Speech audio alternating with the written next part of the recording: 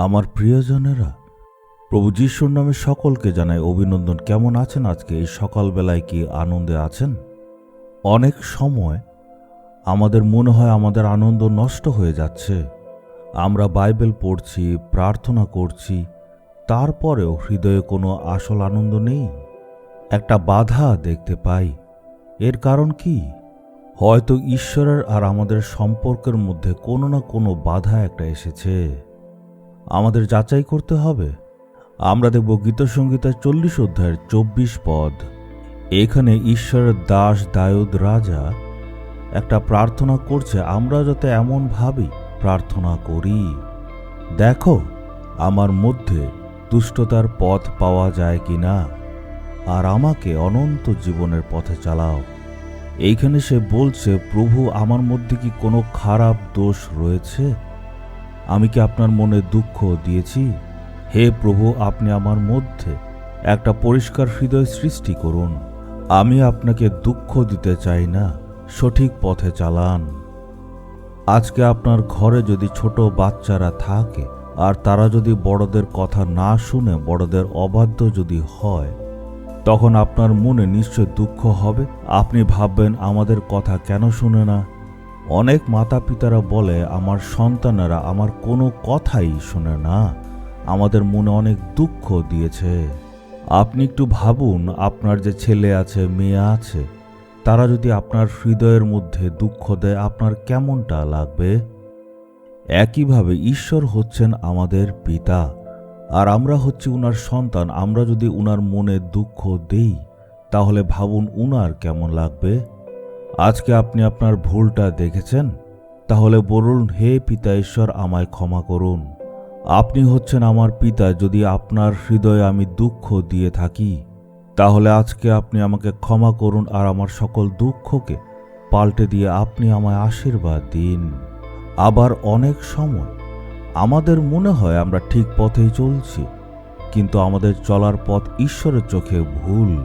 অনেক সময় বাচ্চারা বাবা মাকে বলে, তোমরা চুপ করো, তোমরা কিছুই জানো না। তারা এইভাবে বলে কারণ তারা ভাবে যে তারা সঠিক। এমন করলে মাতা পিতার মনে অনেক দুঃখ হয়। একইভাবে আমরা ভাবি আমরা ঠিক আছি, কিন্তু ঈশ্বরের মনে দুঃখ দেই। আমি প্রতিদিন এই বাক্য দিয়ে প্রার্থনা করি, হে প্রভু, আপনি আমার হৃদয়কে যাচাই করুন।